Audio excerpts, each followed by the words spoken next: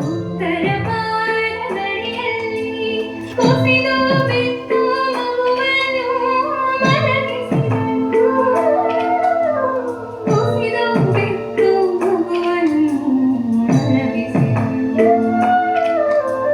ಕುಸಿದು ಬಿತ್ತು ಮಗುವನ್ನು ಮಲಗಿಸಿದಳು. ಮಗಳೇ, ತಂದೆಯ ಸಾವಿಲ್ಲದ ಮನೆಯಿಂದ ಒಂದು ಹಿಡಿ ಸಾಸುವೆ ಕಾಳನ್ನ. ಸಾವಿಲ್ಲದ ಮನೆ ನನಗೆ ಒಂದೂ ಸಿಗಲಿಲ್ಲ ಪ್ರಭುವೆ. ಸಾವೇ ಬಾರದವರು ಯಾರಿದ್ದಾರೆ? ಸಾವೇ ಇಲ್ಲದವರು ಎಲ್ಲಿದ್ದಾರೆ ಮಗಳೇ? ಈಗ ನಿನಗೆ ಅರ್ಥವಾಯಿತೆ. ಸಾವು ಸಂಭವಿಸದ ಮನೆ ಈ ಧರೆಯಲ್ಲಿ ಎಲ್ಲಿರಲು ಸಾಧ್ಯ? ಸಕಲ ಜೀವರಾಶಿಗಳಿಗೂ ಸಾವು ನಿಶ್ಚಿತ ಮಗಳೇ.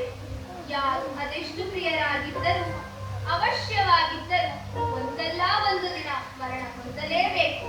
ಅದು ಪ್ರಕೃತಿಯ ಮರಣ ನಿಯಮ. ಅಗಲಿಕೆ ಅನಿವಾರ್ಯ. ಅದನ್ನು ಅರಿತಾಗಲೇ ನಿನ್ನ ದುಃಖಕ್ಕೆ ಉಪಶಮನ. ಈ ಬದುಕು ಶಾಶ್ವತವೂ ಅಲ್ಲ, ಇಲ್ಲಿ ಯಾರು ಅಮರರೂ ಅಲ್ಲ. ದುಃಖ, ಅಶಾಶ್ವತೆ, ಅನಾತ್ಮವೇ ಅಂತಿಮ ಸತ್ಯ. ಕಾರಣದಿಂದ ಹುಟ್ಟುವ ಎಲ್ಲವೂ ನಶಿಸುವ ನಿಬಂಧನೆಗೆ ಒಳಪಟ್ಟಿದೆ ಎಂಬುದನ್ನು ಮನಗಾಣುತ್ತಾಯಿ. ಹೌದು ತಂದೆ, ಈಗ ನನಗೆ ಸತ್ಯದ ಅರಿವಾಯಿತು. ಇಲ್ಲಿ ಉರಿಯುತ್ತಿರುವ ದೀಪಗಳಲ್ಲಿ ಎಣ್ಣೆಯೂ ಇದೆ, ಬತ್ತಿಯೂ ಇದೆ. ಆದರೆ ಬೆಳಕಿನ ಪ್ರಕಾಶತೆಯಲ್ಲಿ ಒಂದಕ್ಕೊಂದು ವ್ಯತ್ಯಾಸವಿದೆ. ಎಲ್ಲ ದೀಪಗಳ ಬೆಳಕು ಒಂದೇ ತರವಲ್ಲ. ಸಾಸಿವೆ ಕಾಳಿನ ಇಂದಿನ ಸತ್ಯವನ್ನು ಅರಿಯದ ನನಗೆ ಸಾಸಿವೆ ಕಾಳಿನಲ್ಲಿ ಬದುಕಿನ ಸತ್ಯವನ್ನು ದರ್ಶನ ಮಾಡಿಸಿದ್ದೀರಿ. ಬದುಕು ಶಾಶ್ವತವಲ್ಲ, ನಶ್ವರ. ಪ್ರತಿ ಮನೆಯಲ್ಲಿಯೂ ಸಾಸಿವೆ ಕಾಳಿದೆ, ಆದರೆ ಅದು ಸಾವಿನೊಂದಿಗೆ ಶಾಶ್ವತ ಸಂಬಂಧವನ್ನು ಹೊಂದಿದೆ ಎಂದು ಅರ್ಥ ಮಾಡಿಸಿದ ನಿಮಗೆ ನನ್ನ ಅನಂತ ಪ್ರಣಾಮಗಳು, ಅನಂತ ಪ್ರಣಾಮಗಳು.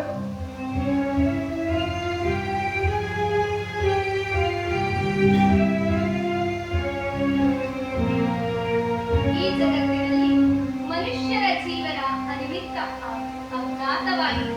ಅದು ದುಃಖಭರಿತವಾಗಿದೆ. ಅಂತಹ ಯಾವುದೂ ಉಪಕ್ರಮವಿಲ್ಲದಾಗಿದೆ. ಹೇಗೆಂದರೆ ಜನಿಸಿದವನು ಮರಣಿಸಿದಂತೆ. ಬಾಲ್ಯ, ಯೌವನ, ಮುಪ್ಪನ್ನು ದಾಟಿದರೂ ಮರಣವನ್ನಪ್ಪುವುದೂ ಅನಿವಾರ್ಯ. ಇದೇ ಜೀವನ ಚಕ್ರಗಳ ನಮ್ಮ ನಿಯಮ.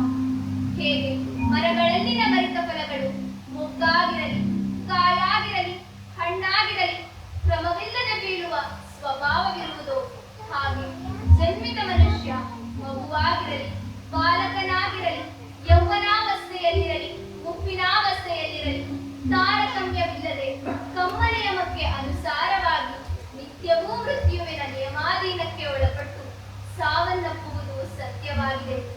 ಈ ನಿಯಮಕ್ಕೆ ಒಳಪಟ್ಟಿರುವವರನ್ನು ಅವರ ತಂದೆ ತಾಯಿಯಾಗಿರಲಿ, ಬಂಧು ಮಿತ್ರರಾಗಿರಲಿ ಮೃತ್ಯುವಿನ ಯಾತ್ರೆಯಿಂದ ತಪ್ಪಿಸಿಕೊಳ್ಳಲು